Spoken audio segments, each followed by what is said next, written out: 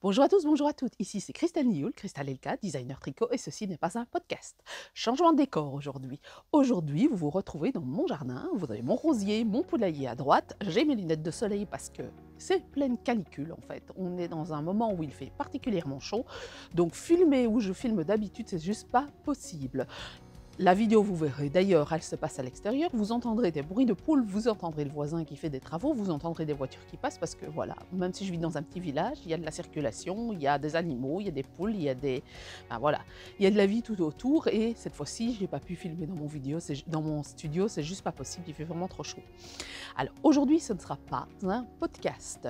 Aujourd'hui, ce sera une vidéo qui sera axée pour les débutants. Donc dans cette vidéo, vous trouverez comment faire une maille endroit, comment faire une maille envers, comment monter les mailles et comment rabattre des mailles. Alors attention, je dis débutant, mais elle pourrait servir aussi aux personnes qui auraient envie d'essayer deux techniques différentes, c'est-à-dire que je vous montre la maille endroit à la maille anglaise, la maille endroit à la continentale, la maille envers à l'anglaise et à la continentale, et aussi à la continentale avec la méthode à la norvégienne, qui est la méthode d'Arne et Carlo.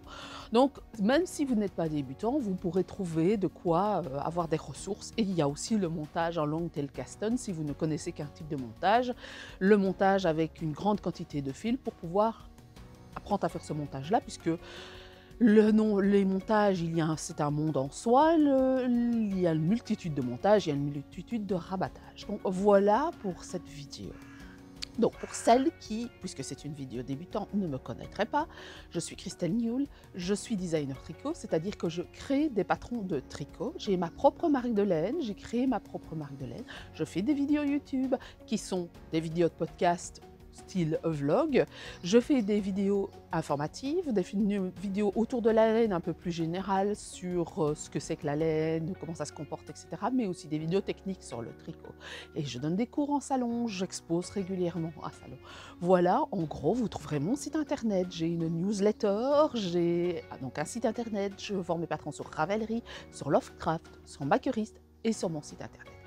À tout de suite!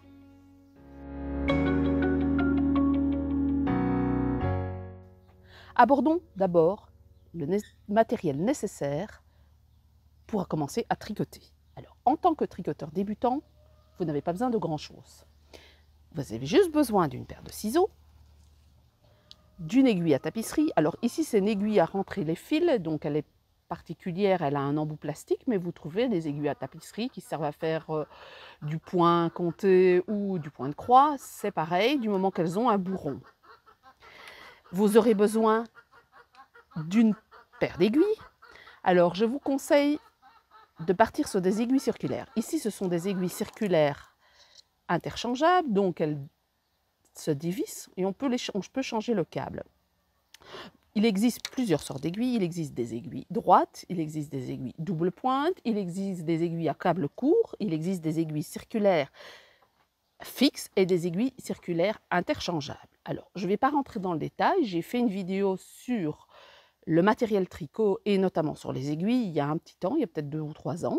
Mais si vous êtes curieux, allez les voir. Donc, il existe des aiguilles de différents types, donc circulaires ou droites, et en différents types de matériel. Donc, soit de bois, soit de plastique, soit de métal, soit carbone, etc., etc. Donc, on ne va pas rentrer dans le détail, mais moi, je vous conseille en tout cas de commencer par apprendre à tricoter sur des aiguilles circulaires. Pourquoi? Parce que dans beaucoup de patrons maintenant, on ne coupe plus les pièces, donc vous n'allez pas tricoter les pièces séparément, vous allez tricoter les pièces en un seul morceau. Alors, ce que vous entendez probablement, c'est ma poule qui râle parce que je suis dehors. Bref, donc voilà, une paire d'aiguilles et de la laine. Alors, la laine, elle va se présenter sous forme d'écheveau ou sous forme de pelote. De manière la plus commune, vous trouverez aussi parfois des cônes, mais majoritairement, vous trouverez soit des écheveaux, soit des pelotes. Alors, dans les laines industrielles commerciales, vous trouverez plus facilement des pelotes. Les écheveaux, c'est plutôt, même si on trouve des écheveaux dans l'industriel, majoritairement, ce sont les teinturières qui teignent sur écheveaux et qui les vendent en forme d'écheveaux.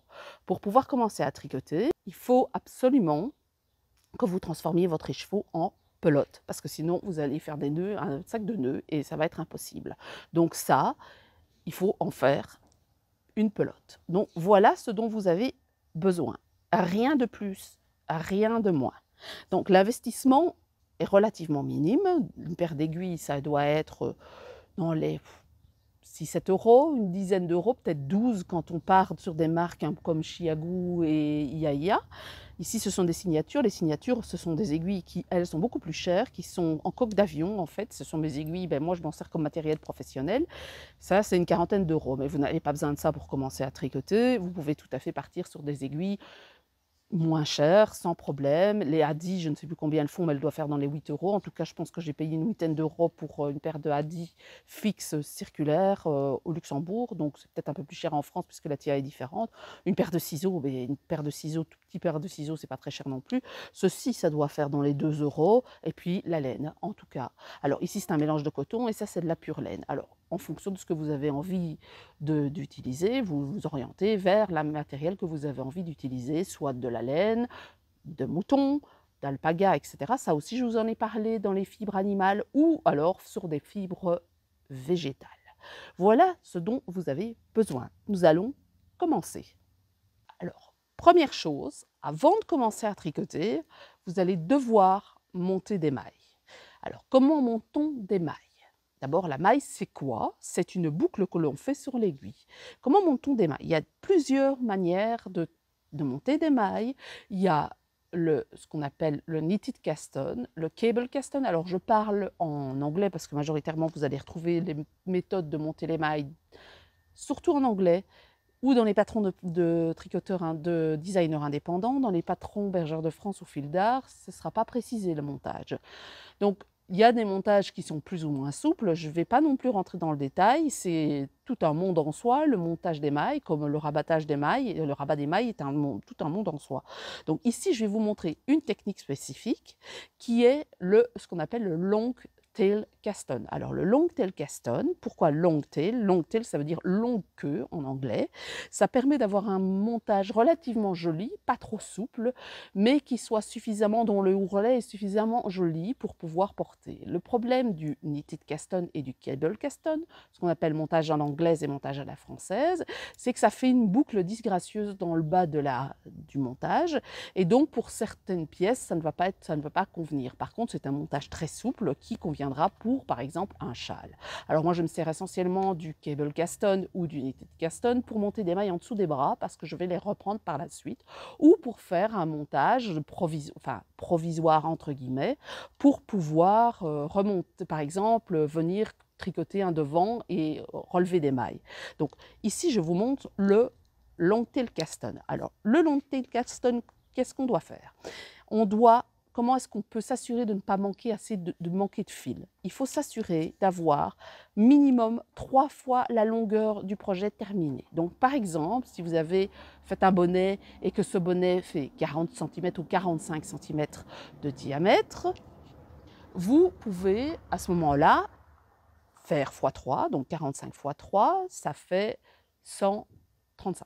Donc il faudra 135 cm. Et en général, on compte un peu plus parce que pour s'assurer de ne pas tomber à court quand vous êtes à la 136e maille ou à la 140e maille et vous vous retrouvez qu'il vous manque de mailles et vous n'avez plus assez de fil. Donc ici, moi, je vais monter 20 mailles. Donc vous allez je vais prendre environ 3 fois ma longueur ici. Voilà, comme ceci. Alors, on commence par faire un nœud coulant. Alors, comment fait-on le nœud coulant? On prend le fil, on tourne autour du pouce, on prend ceci et on passe la boucle ici. Voilà, vous avez votre nœud coulant. Alors, vous devez prendre vos aiguilles. Une manière de monter les mailles de manière souple, quand on commence à tricoter, en général, on est très stressé, très stressé, donc on serre très fort, c'est de ne pas monter sur une seule aiguille, mais monter sur 2 aiguilles ou monter sur des aiguilles plus épaisses que celles qui vont servir à votre tricot. Par exemple, ici, je vais vous montrer comment monter sur 2 aiguilles en même temps.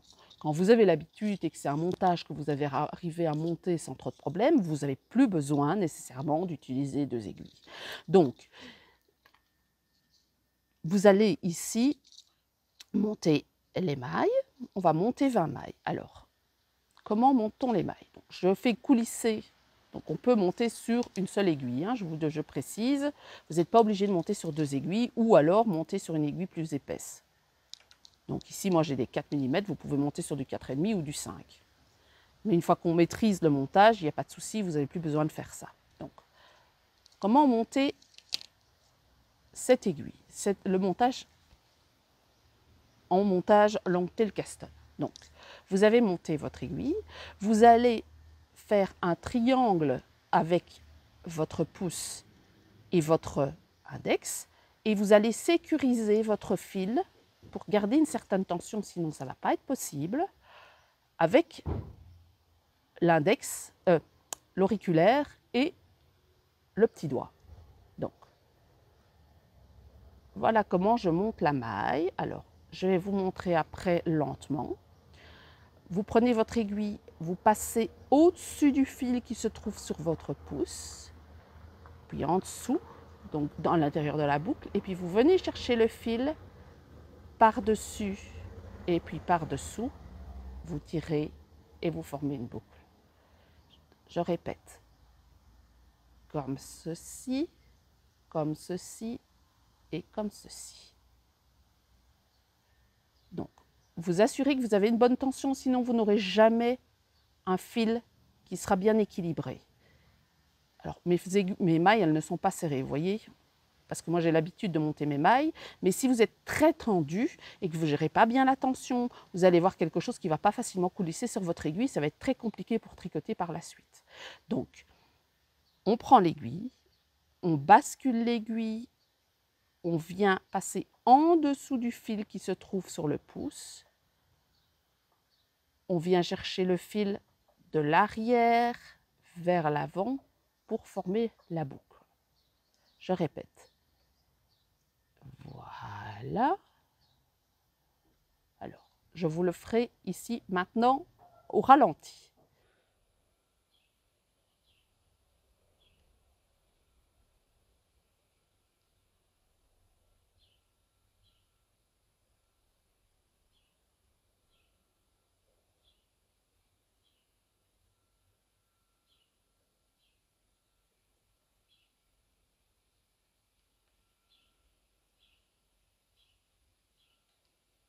J'ai 3, 6, 9 mailles. Je vais en monter 20. Alors, j'accélère. 10, 11, 12, 13, 14, 15, 16, 17, 18, 19 et 20. Et voilà. Alors, vous voyez, j'ai calculé beaucoup trop de fils. Soit, c'est pas bien grave, on peut couper par la suite ou le rentrer après à l'aiguille. Alors, vous avez ici quelque chose de très joli. Ça fait une petite tresse ici en dessous, au niveau du ourlet. Donc, ça va être très joli lorsque vous allez commencer à tricoter. Donc, j'ai monté mes 20 mailles. Nous allons aborder la maille endroit maintenant. C'est la première maille que l'on apprend après avoir monté les mailles. La maille endroit, elle peut se tricoter de différentes façons. On peut tricoter de différentes façons, maille endroit, maille envers. En fait, en fonction du continent, il y a des styles de tricot qui sont différents. Ici, je vais vous montrer 2 styles de tricot qui sont majoritaires parce qu'il en existe d'autres par ailleurs, mais je ne vais pas vous les montrer. Je vais vous montrer comment tricoter à la continentale et comment tricoter à l'anglaise. Alors moi, majoritairement, je tricote à l'anglaise depuis toujours parce que j'ai au bras gauche une tendance à faire des troubles musculo-squelettiques, donc j'ai abandonné la méthode continentale après avoir essayé. Ça ne me fait pas tricoter plus vite. Il y a beaucoup de gens qui vont vous dire que si vous tricotez à la continentale, vous allez pouvoir tricoter plus vite. Ce n'est pas toujours vrai, mais voilà. La tricoteuse la plus rapide, c'est Hazel Tyndall qui en fait tricote je ne sais plus combien de mailles à la seconde, à la minute, je crois que c'est je ne sais plus combien, mais énormément, et elle tricote à l'anglaise. Donc ce n'est pas vraiment le style qui fait que vous pouvez tricoter vite, mais plutôt la façon dont vous minimisez les gestes et vous vous rapprochez de la maille et vous faites le minimum de mouvements possible. Parce que quand on fait des grands mouvements de grande amplitude, on prend plus de temps que quand on fait des mouvements de petite amplitude. Donc je vais vous montrer comment faire des mailles endroit. Alors, d'abord, tricoter une maille endroit à l'anglaise, donc English style. Donc, on ne tient pas compte de mon bout de laine ici. on va prendre du côté de la pelote. Le fil doit se trouver ici derrière. Le fil qui ne sera pas le fil du travail se trouvera devant. Vous prenez votre deuxième aiguille. Alors, à l'anglaise, le fil se trouve dans la main droite. Vous travaillez, le fil de travail se trouve dans la main droite. Donc, vous allez tricoter, l'aiguille active sera celle qui sera dans la main droite et le fil se trouvera dans la main droite. Alors, pour avoir une bonne tension, il y a une manière de sécuriser le fil. Certains vont tourner comme ça autour de leurs doigts. D'autres vont juste passer. Et moi, en fait, je coince mon fil ici entre mon annulaire et mon petit doigt et je travaille. Alors moi, je tricote non pas avec l'index, mais avec le troisième doigt. Voilà. Mais majoritairement, on tricote avec l'index pour le tricot à l'anglaise. Alors, peu importe de toute façon, quelle que soit la façon de faire, que vous mettiez votre fil où vous en avez envie. Moi, j'ai pris cette habitude de tricoter avec le troisième doigt parce que je vais plus vite qu'avec le deuxième, et vous pouvez tout à fait tricoter avec l'index au lieu du majeur. Donc, première étape, vous êtes sur la lisière. Alors, vous allez insérer votre aiguille de la gauche vers la droite. Donc, la maille comme ceci. Pas comme ça, mais comme ceci. Et vous allez prendre votre fil et vous allez le passer en dessous de l'aiguille et entre les deux aiguilles. Et puis, faire une boucle et vous allez faire tomber la boucle qui est ici. On recommence. Insérez de gauche à droite. Amenez le fil en dessous. Faites une boucle sur l'aiguille, donc de droite à gauche. Passez la pointe de l'aiguille dans la maille et faites tomber la boucle restante qui se trouve sur l'aiguille gauche. Je recommence. Insérez de gauche à droite, en dessous, au-dessus, à travers. Faites tomber. Lentement maintenant.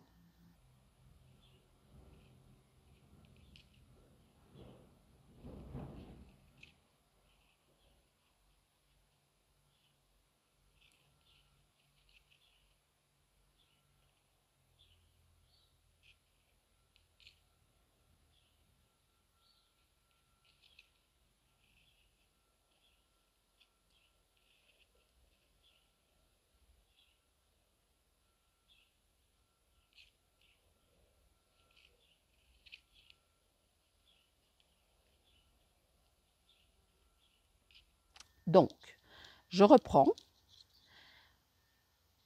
L'idéal, en fait, c'est de minimiser vos gestes. Donc, on insère, on tourne, on fait tomber. On insère de gauche à droite, boucle en dessous, au-dessus, on passe à travers, on fait tomber la boucle. Et ainsi de suite, jusqu'à la fin du rang.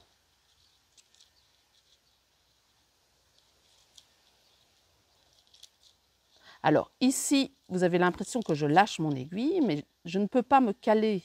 Pour vous montrer, je ne peux pas me caler, en fait, là la maille s'est dédoublée parce que c'est du coton.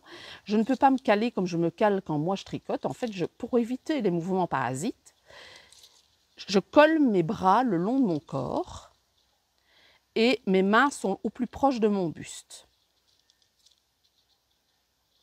Parce que je ne tricote pas, ici je suis à distance parce que j'ai la table et je tricote sur une table pour vous montrer, mais sinon je me rapproche très très fort de mon buste pour minimiser mes gestes le plus possible, parce que comme c'est mon travail, il faut éviter les troubles musculo-squelettiques et donc c'est vraiment important de minimiser les gestes.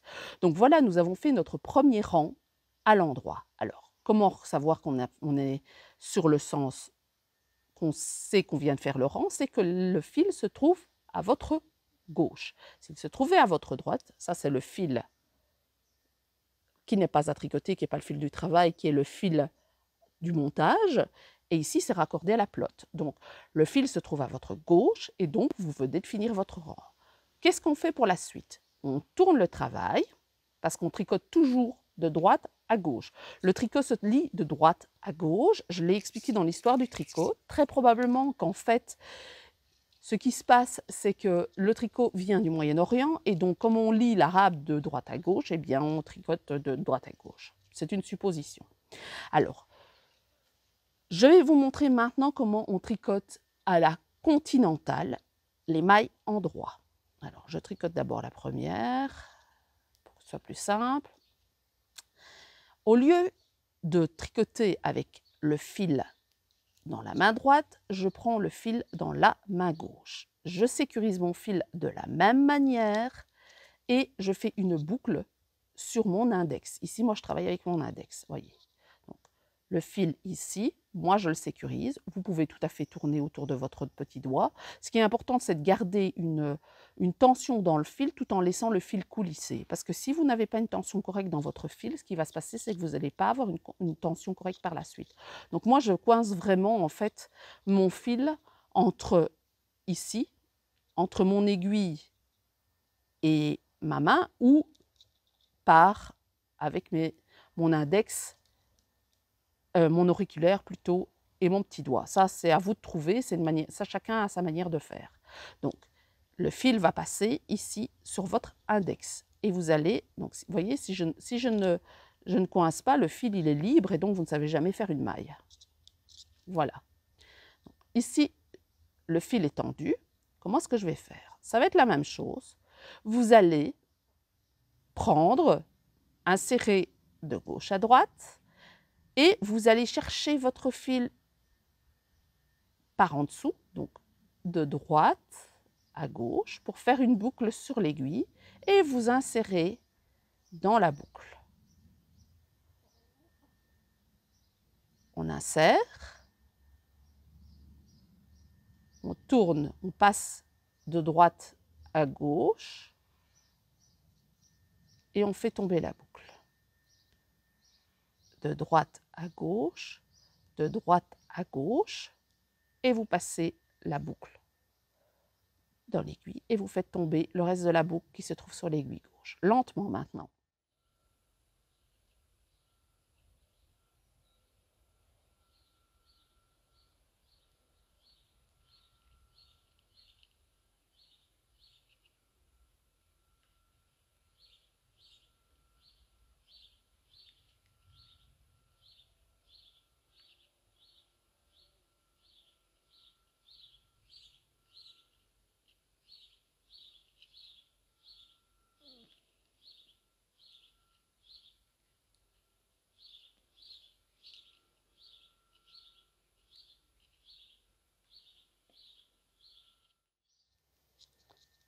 Et je continue à tricoter jusqu'à la fin du rang.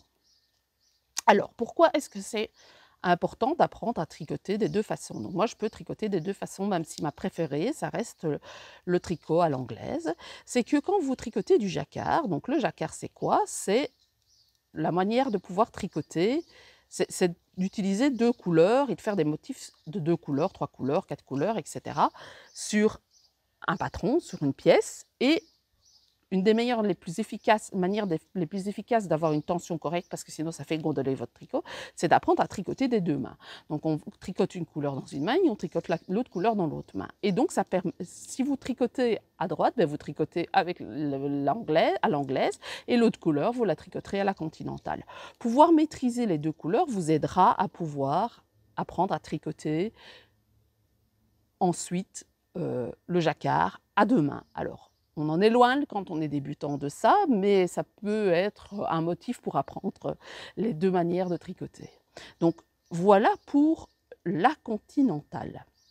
Alors, comment fait-on pour reconnaître et pour compter le nombre de rangs que l'on a fait? Quand on tricote, donc ici on vient de tricoter, on tourne. Quand on tricote du point mousse, parce qu'en fait, tricoter toujours à l'endroit en aller-retour, ça s'appelle du point mousse. C'est-à-dire que vous allez toujours tricoter et vous allez avoir un aspect, avoir comme ça des pics, des petites vallées, des pics, des petites vallées. Comment compter les rangs? En fait, vous allez voir compter le nombre de petits pics, si vous voulez. On appelle ça ridge en anglais. Et ça va équivaloir à 2 rangs. Donc ici, on a fait, en fait, un rang, 2 rangs. On ne va pas compter ce rang-ci qui est le grand montage. Donc si vous avez X fois ce petit pic qui ressort, par exemple 10 fois, ça veut dire que vous avez tricoté 20 rangs. Parce qu'un creux, c'est un rang, un pic, c'est un deuxième rang. Donc un rang endroit, un rang envers. Alors, le point mousse, c'est relativement difficile de savoir s'y retrouver, savoir si on est sur l'endroit ou sur l'envers. Donc moi, ce que je vous conseille, alors ici, on sait que c'est le rang qu'on doit tricoter puisque le fil est à droite, mais sommes-nous sur l'endroit du travail ou sur l'envers du travail? Une des manières de pouvoir s'y retrouver, c'est d'y mettre un petit marqueur amovible pour montrer l'endroit du tricot, parce que le point mousse, c'est assez difficile de savoir, surtout après des grands aplats de centaines de rangs, si vous êtes encore sur l'endroit ou sur l'envers. Donc, c'est une manière de pouvoir vous y retrouver. Moi, je vous conseille quand même de marquer votre endroit et votre envers. Alors, nous avons fait nos 2 petits rangs. Je vais continuer à faire à l'anglaise, un rang de plus. Quand vous tricotez, c'est essentiel de ne pas être tendu. Vous ne devez pas vous serrer, vous ne devez pas serrer les aiguilles comme s'il s'agissait d'une bouée de sauvetage et que si vous lâchez vos aiguilles, vous allez vous noyer. Parce que si vous serrez trop, ça devient très difficile de tricoter. Vos mailles ne coulissent pas bien sur votre aiguille. Donc, ça ne va pas. Il faut être souple quand vous tricotez. Vous devez tenir vos aiguilles sans être très tendu. Donc juste tenir vos aiguilles comme vous tiendrez un stylo. Si vous tenez un stylo et que vous écrivez, vous ne vous accrochez pas à votre stylo comme à une bouée de sauvetage. C'est juste pas possible. Donc ici, je tricote à l'anglaise, je vous répète, de gauche à droite. On passe en dessous, au-dessus. On passe la boucle dans la maille et puis on fait tomber la maille qui se trouve sur l'aiguille gauche. Attention à bien faire tomber cette partie-ci, parce que si vous ne le faites pas tomber, vous allez doubler votre maille et vous n'allez plus avoir le bon compte de maille. C'est des erreurs qui arrivent très fréquemment quand on est débutant. Donc voilà, j'ai fait un 3e rang. On voit ici ce que je vous ai dit, le petit pont qui veut dire que vous avez fait 2 rangs. C'est une manière de compter. Et bien ça fait 2, 4, 6, etc. Je tourne. Je refais un rang, donc c'est important de ne pas être stressé quand vous tricotez, de ne pas être tendu lorsque vous tricotez, sinon vous allez avoir un travail qui va être très compliqué pour ne fût-ce que pouvoir tricoter le rang suivant. C'est une des erreurs majeures que l'on fait. Ici, je recommence à la continentale. Alors, on insère de gauche à droite et on passe l'aiguille en dessous pour faire une boucle. On passe à l'intérieur de la maille et on fait tomber le reste de la maille. La boucle au-dessus.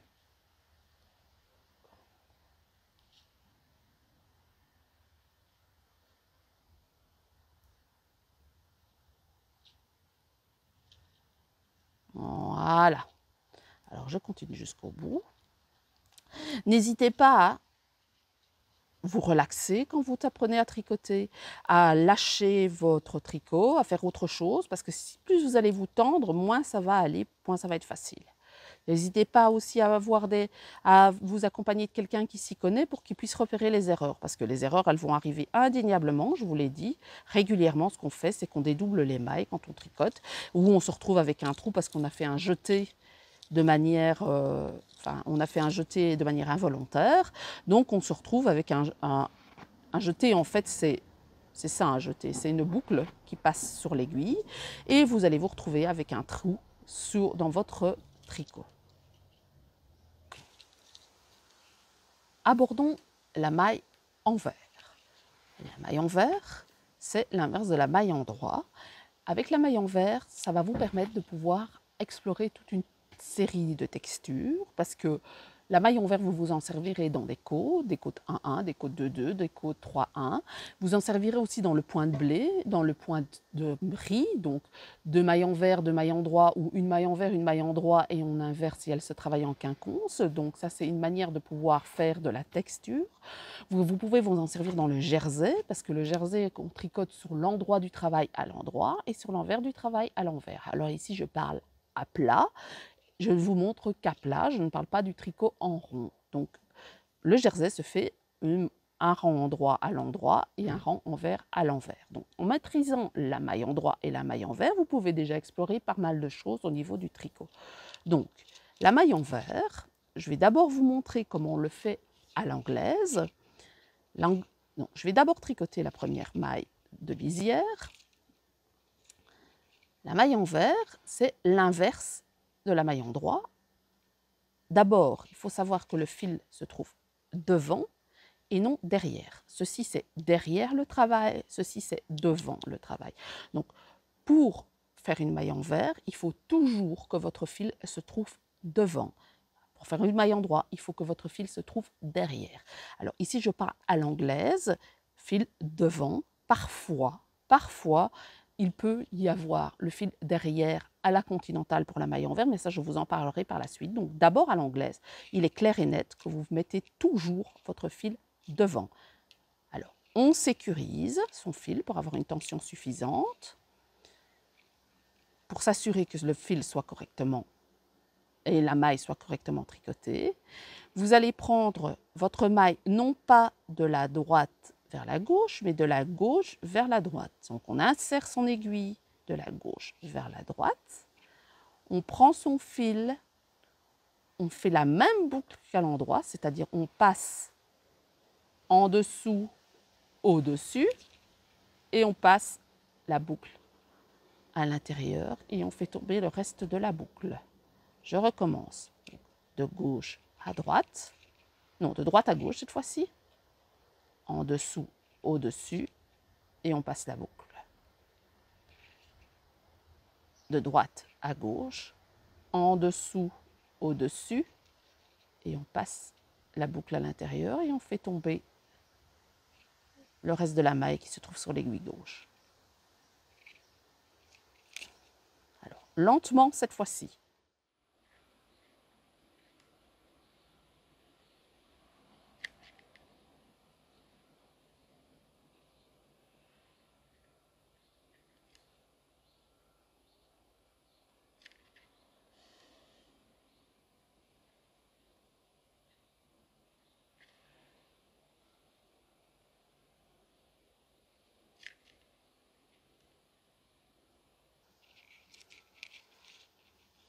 Vous remarquerez que je lâche mon aiguille parce qu'en fait, je vais tellement lentement que je ne sais pas faire autrement que de lâcher mon aiguille. Sinon, je la coince toujours ici comme ceci, avec la bosse ici que se trouve l'éminence Thénard qui se trouve ici sur mon pouce.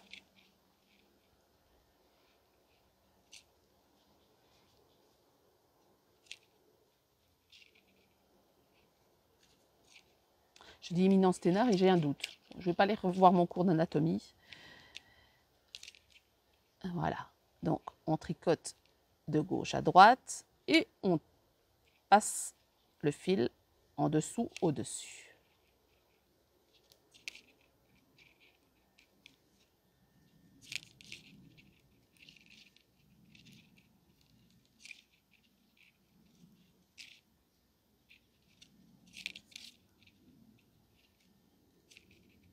Et voilà, vous venez de faire un rang à l'envers.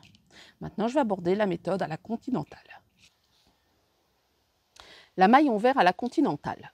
Donc, je viens de tricoter un rang à l'endroit que je ne vous ai pas montré parce que je ne vais pas faire deux rangs à l'envers si je veux vous montrer la jersey. Je rappelle, le jersey, c'est un rang à l'endroit du travail, à l'endroit, et un rang envers à l'envers du travail. Donc ici, je viens de tricoter un rang endroit. Mon fil de travail se trouve à gauche. Donc, je tourne mon travail pour avoir mon fil de travail à droite.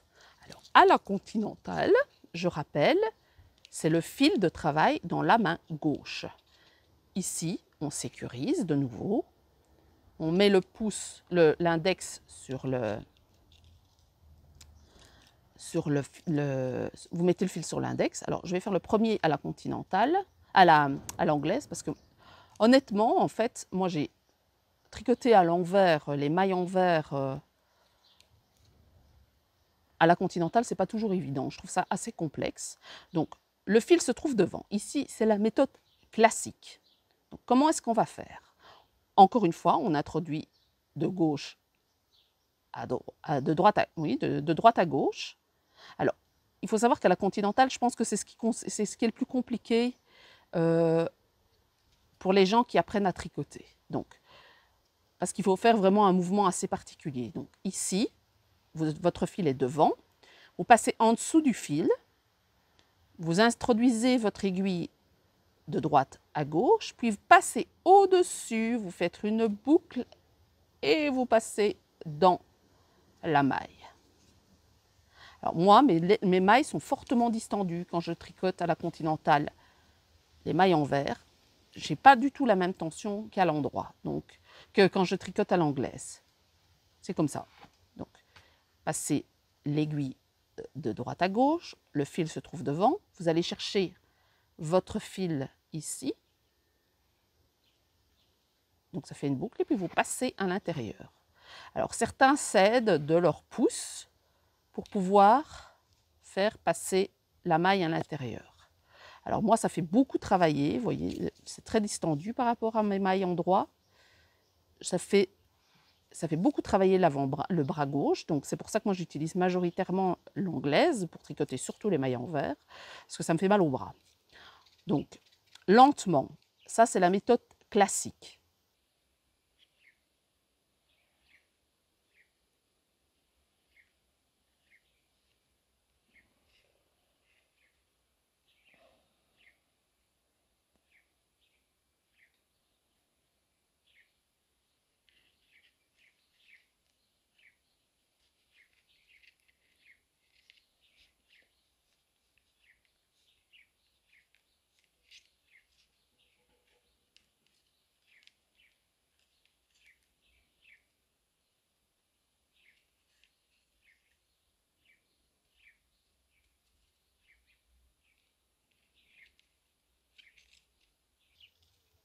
Donc voilà, vous voyez, mes mailles sont quand même très loose parce que je n'ai pas l'habitude de tricoter à l'envers à la continentale et que forcément, plus vous tricotez, plus vous maîtrisez la tension, plus votre travail sera équilibré et il y aura une bonne tension. Si vous n'avez pas une bonne tension au début, ne vous affolez pas, c'est tout à fait normal, c'est une question d'habitude.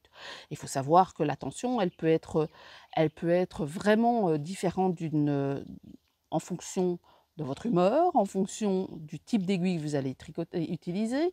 Si vous allez tricoter à la continentale ou à l'anglaise, elle peut même être différente si vous tricotez en rond ou à plat, et même si vous tricotez sur des petites circonférences ou sur des grandes circonférences. Ça, vous l'apprendrez au fur et à mesure du temps. Il ne faut pas s'affoler au début, c'est une question d'habitude. Plus vous allez tricoter, plus vous allez avoir un travail régulier, meilleure sera votre tension. Alors, maintenant, je vais vous montrer la méthode à la norvégienne. Alors, à la norvégienne, le fil se trouve derrière. Donc, vous n'allez pas mettre le fil devant, mais vous passez quand même l'aiguille sous le fil, vous introduisez et voilà comment on fait.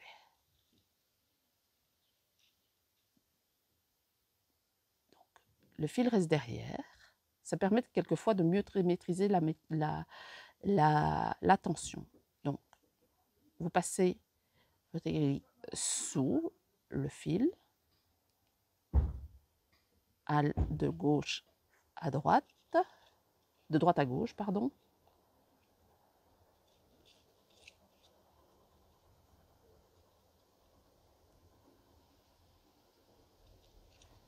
Je répète. Le fil se trouve derrière. On passe en dessous, de droite à gauche. On fait une petite danse. On vient chercher le fil de derrière devant. On fait une boucle. On abaisse l'aiguille, hop, lentement.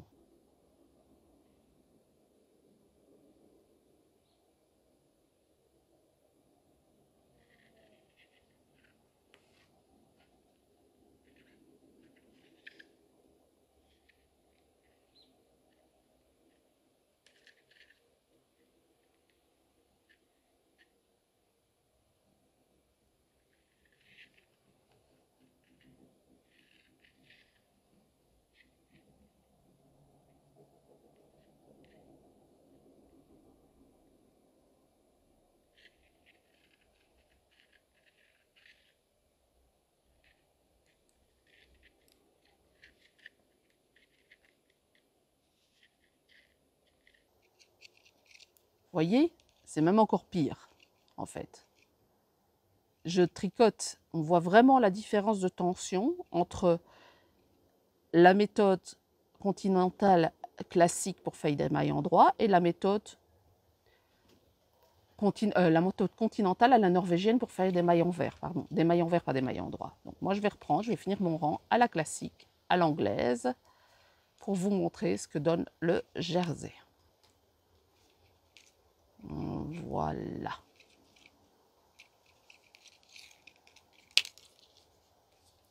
Voilà. Alors le jersey, c'est ceci. Donc, ici vous avez du point mousse. Ici, vous avez du jersey.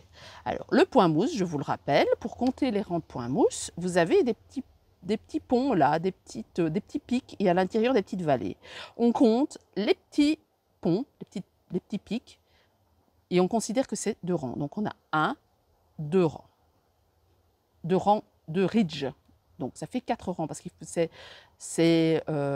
a une vallée, un pic qui compte et c'est 2 rangs. Alors, en jersey, vous voyez, ça fait des V ici. Et en fait, chaque V, il y en a un là, 2 là, 3 là, chaque V représente un rang. Donc vous allez compter 1, 2, 3, et vous avez la maille qui est sur votre aiguille, ça fait 4 rangs. On vient de faire 4 rangs de jersey. Ça, c'est le jersey. Alors, un des gros désavantages du jersey, c'est que vous ne pouvez pas vous permettre de faire une écharpe en jersey, vous ne pouvez pas vous permettre de faire un grand aplat en jersey parce que ça va roulotter. Alors, sauf si vous voulez avoir un effet rouloté. Le jersey, ça roulotte parce qu'il y a une différence et je vous explique dans la vidéo, savez-vous pourquoi le jersey roulotte? C'est valable aussi pour ce qu'on appelle l'interlock ou le jersey pas l'interlock, le jersey tissu, parce qu'en fait, le tissu jersey, c'est pas du tissage, mais du tricot sur machine et sur des fils très fins, mais ça roulotte. Quand vous coupez un t-shirt et que vous n'avez pas ce ourlet qui est fait sur tous les t-shirts, et bien votre t-shirt, il va roulotter. Alors, je vous ai expliqué une vidéo sur pourquoi, physiquement, en fait, c'est de la physique, le jersey roulotte. C'est une question de dynamique du fil et de dynamique, voilà, du fil, tout simplement. Donc, vous allez comprendre pourquoi, en fait, le jersey roulotte.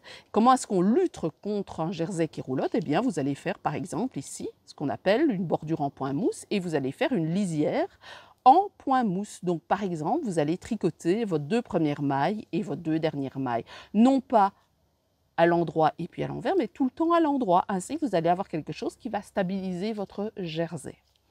Donc voilà pour la maille endroit et la maille envers. Alors, pour terminer, comment fait-on pour rabattre les mailles du tricot? Parce que je vous ai montré comment monter les mailles, je vous ai montré comment faire des mailles endroit, des mailles envers, mais il faut aussi apprendre à rabattre vos mailles. Comment va-t-on rabattre vos mailles? Alors, je vais vous montrer un rabat classique qui n'est pas très élastique.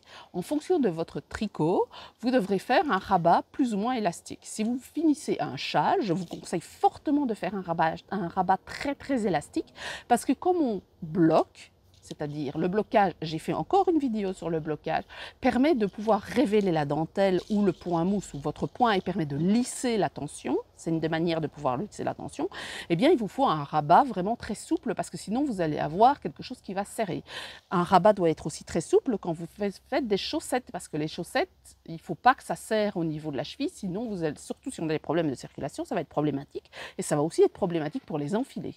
Donc, je vais vous montrer un rabat ici qui est un rabat classique, mais qui n'est pas le rabat que j'utiliserai pour faire, par exemple, des chaussettes. C'est d'ailleurs un rabat que j'utilise rarement, en fait, ce rabat classique ici. Je l'utilise majoritairement quand je fais des échantillons. Sinon, majoritairement, j'utilise autre chose comme rabat, soit un rabat sur côte, soit un rabat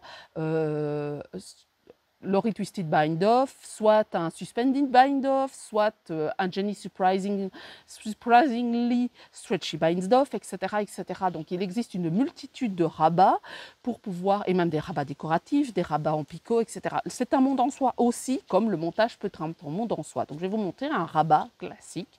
Quand vous ferez un échantillon et que vous ferez un petit carré pour apprendre à tricoter, vous pouvez commencer à rabattre vos mailles comme ça. Maintenant, quand vous aborderez un autre projet, je vous conseille de passer à un autre d'autres rabats. Et YouTube est une mine d'informations pour trouver des méthodes différentes de rabat. Donc, comment est-ce qu'on va rabattre? On va les rabattre ici sur l'endroit.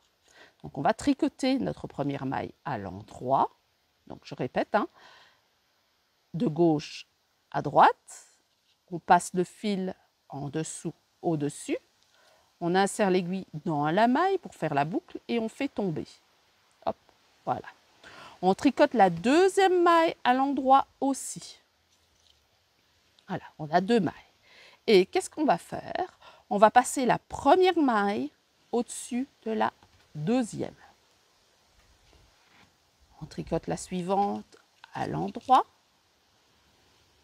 On passe la maille au-dessus. Quatrième à l'endroit et on rabat au-dessus. Lentement.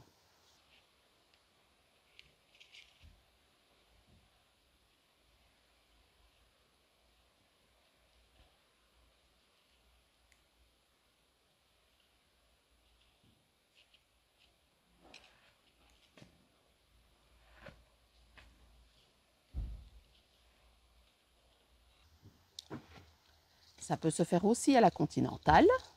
Même chose. Vous tricotez votre maille et vous rabattez au-dessus. De gauche à droite, on passe le fil, on passe dans la maille, on fait de maille endroit. Et voilà, lentement.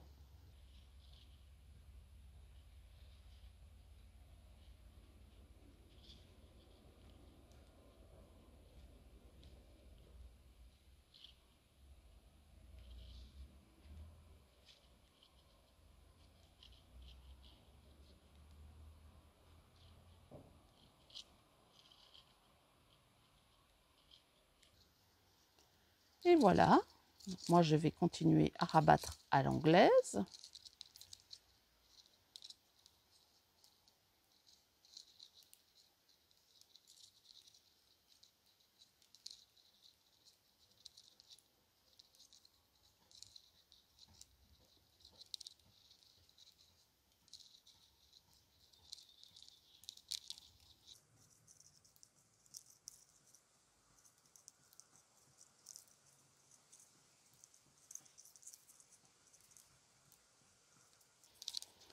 Et voilà, je vous avais rabattu vos mailles, comme ceci. Vous allongez votre maille, vous retirez vos aiguilles et vous allez couper votre fil. Hop, et voilà. Alors, comment fait-on pour finaliser son projet? Ça fait partie des finitions, c'est on rentre ensuite les fils. Donc c'est à ça que va servir votre aiguille à tapisserie. On va rentrer les fils. En général, on prend une aiguille à tapisserie, je vous ai expliqué, une aiguille à tapisserie classique, ou alors des aiguilles à laine, comme celle-ci. Et en général, il existe différents calibres d'aiguilles à laine. Ici, c'est un plus gros puisque mon fil est relativement épais. Et vous allez rentrer vos fils. Alors, comment est-ce qu'on rentre les fils? Eh bien, on suit les petits ponts ici à l'arrière. Vous voyez, ici, on le voit. On est à l'arrière du tricot. On rentre les fils sur l'arrière, hein, parce que sinon, ça ne va pas être joli. Et vous commencez à tisser à l'intérieur, comme ceci.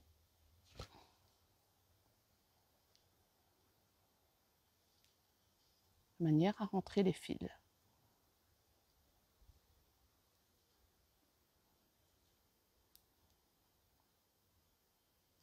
Et moi, pour être certaine que ça rentre, ça soit bien sécurisé, c'est que je fais la même chose de l'autre côté. Voilà, je prends plusieurs boucles, comme ceci, pour rentrer les fils. Voilà. Comme ceci, pour rentrer les fils. Voilà. Et c'est quasiment invisible. Je coupe mon fil à ras. Et voilà. Et après, je vais rentrer ici, ce côté-ci. Alors, vous voyez ici, je vous ai dit, hein, on voit des différences de tension. On voit ici où j'ai changé de façon de faire, c'est-à-dire que là, j'ai tricoté à la continentale, là, j'ai tricoté à l'anglaise. Et pour une même personne qui tricote, comme je tricote nettement moins les mailles envers à la continentale, que je ne tricote à l'anglaise, eh bien, j'ai ma tension qui est quand même beaucoup moins régulière à la continentale qu'à l'anglaise. C'est normal, c'est une question de pratique. Voilà, j'espère que cette vidéo vous aura aidé, qu'elle donnera des ressources aux jeunes filles ou aux personnes qui ont envie d'apprendre à tricoter, de se lancer. C'est là l'occasion, c'est l'été. Donc c'est l'occasion d'apprendre un nouvel art, le tricot, et apprendre à tricoter. Donc cette vidéo, elle est qu'en français, elle ne sera pas en anglais, parce que je pense qu'il existe déjà de nombreuses vidéos pour apprendre à tricoter en anglais. Donc c'est l'occasion de faire une vidéo en français pour que tout le monde puisse s'y retrouver. Et puis c'est aussi une vidéo qui vous permettra à vous, personnes qui tricotez depuis très longtemps mais d'une seule façon, par exemple à l'anglaise, de comprendre comment fonctionne la continentale, ou inversement, si vous tricotez à la continentale, d'apprendre à tricoter à l'anglaise. Voilà, n'hésitez pas à mettre un pouce vers le haut si cette vidéo vous aura plu. N'hésitez pas à souscrire à ma chaîne, et je me répète encore une fois, pour pouvoir avoir les nouvelles notifications. Alors je suis désolée, mon voisin est en train de couper, d'utiliser la débroussailleuse, et comme il est impossible de filmer à l'étage pour le moment dans l'endroit où je filme d'habitude, parce qu'il fait étouffant, il fait 40 degrés, donc on est en pleine canicule. Eh bien, je suis dehors et vous avez droit au bruit des poules, au bruit des voitures et au bruit du voisin qui fait ses travaux dans le jardin. Donc, je disais que n'hésitez pas à souscrire à ma chaîne. Si vous avez des histoires à raconter sur votre apprentissage de tricot, n'hésitez pas à partager des commentaires. Si vous avez des questions, n'hésitez pas non plus à poser vos questions dans l'espace commentaire. Et ce sera à la prochaine fois.